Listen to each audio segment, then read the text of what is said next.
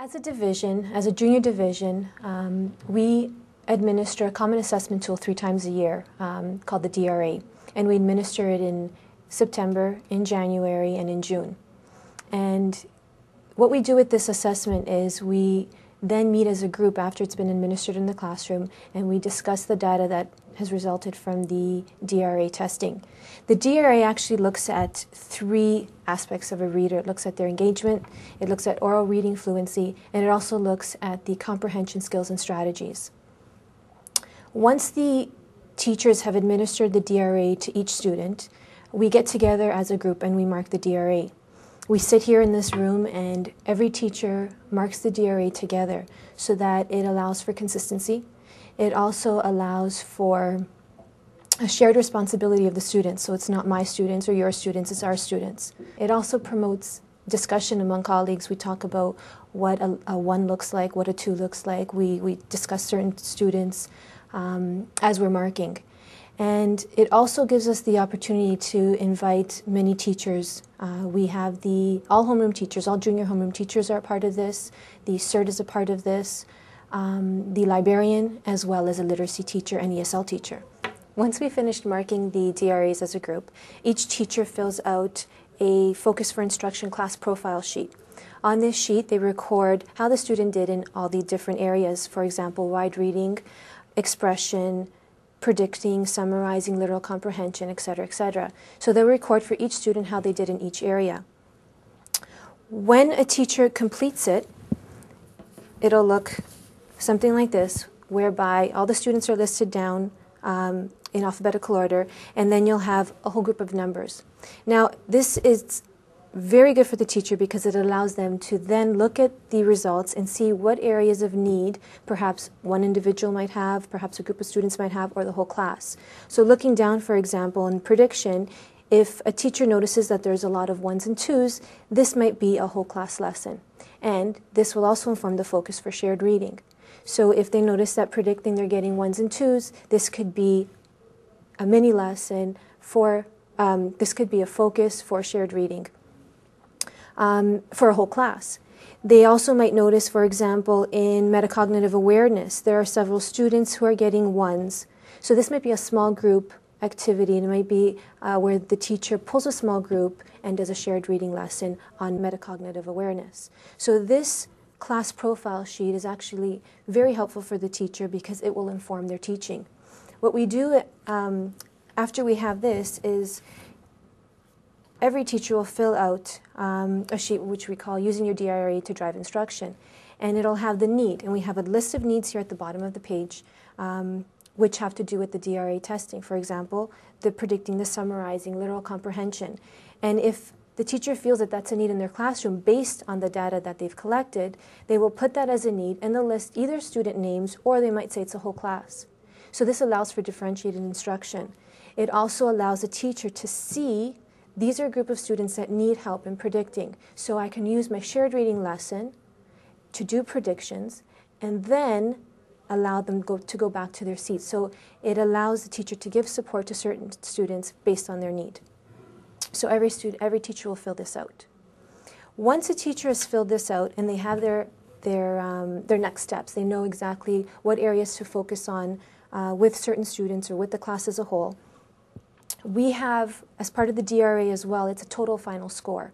So the DRA total score transfers to a grade level, a student's grade level where they're reading at. And this takes into consideration the fluency as well as the comprehension. And we transfer that final DRA score to a tracking wall. So behind me here, I have a tracking wall, which as a division we have created. That final DRA score is transferred onto a post-it note. Every grade is assigned a certain color. For example, the bright pink for grade 4, the purple for grade 5, the blue for grade 6. We also put a blue sticker to identify our special education students on each post-it for those students who have been identified. And we put a green sticker to identify our ESL stage 1 and 2. These stickers go at the bottom of the post-it so that at a glance we can see who our special education students are, who our ESL Stage 1 students are, and where they are on the tracking wall. And what we do is, on this post-it note, we record the student's first name and last name. We'll put the DRA score for September.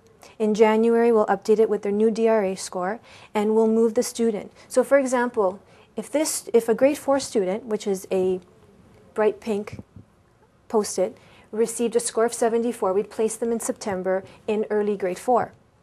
If in January the student then received an 80 on their total score for the DRA, we move this post-it, we'll jot down in January that they got 80, and we'll move them in this area here.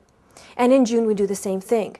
So by the end of the year, what we'll have on the post-it is where the student ended up in reading, but also where their progress throughout the year. So we'll be able to see where they were in September, where they were in January, and then finally where they ended up in June, and hopefully we'll see progress.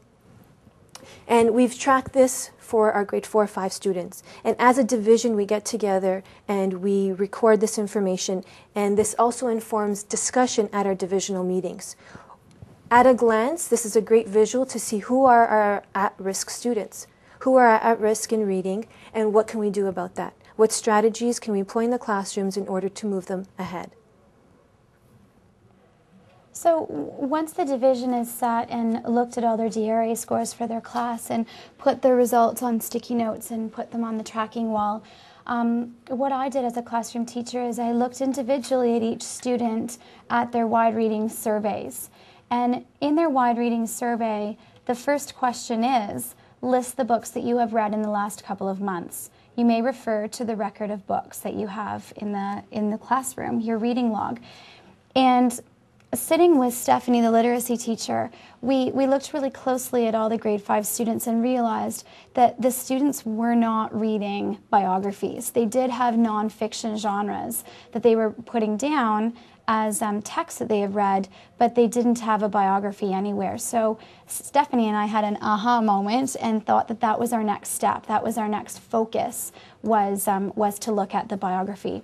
So we went into our book room, and we have great posters down there, big books, things like that. We started looking for biography material, and that's where we discovered the Reach for Your Dreams poster that we used for our shared reading lesson.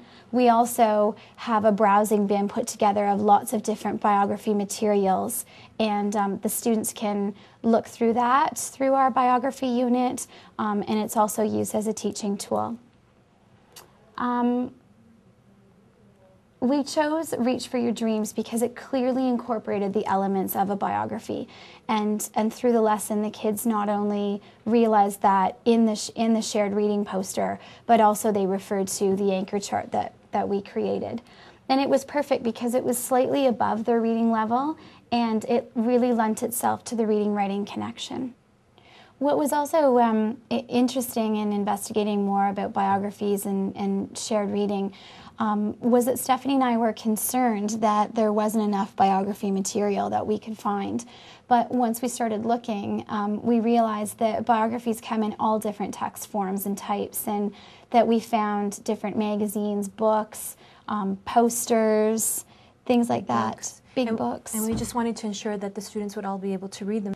And in terms of our planning, I think after doing the Reach for Your Dreams poster, we've talked about in lessons through shared reading, getting into the more critical literacy and looking at the different authors' perspectives, bias, things like that. Exactly. What we've talked about is revisiting the text over more than one day.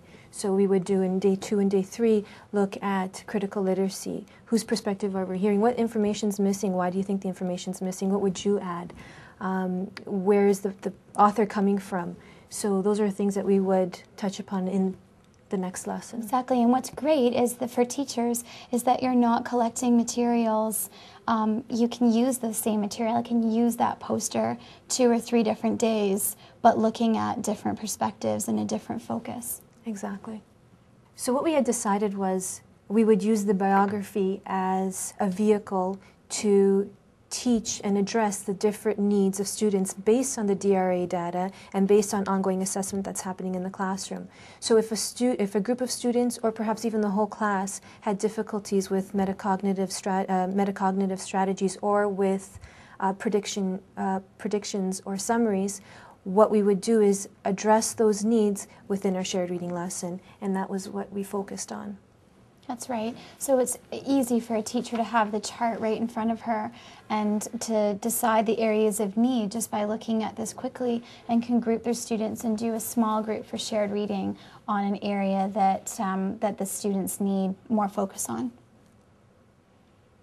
One other thing that we had talked about is the whole reading-writing connection, and how biographies and them reading biographies and being immersed in with biographies over the shared reading lessons and the different texts that they would be reading would make a very strong reading-writing connection. So once I feel that the students have a strong understanding of the elements of a biography, then we can take that one step further. And today we did a very short, rough copy of a biography because I felt that they had enough understanding of the elements of a biography. But we really need to get more in depth with their research and choosing an area of interest, a person of interest, and taking what they've applied to write one or several biographies, depending on how much I feel that they've grasped. And this is the whole idea of the gradual release of responsibility, in that Absolutely. you're gradually allowing them to go towards the independent stage, but step by step.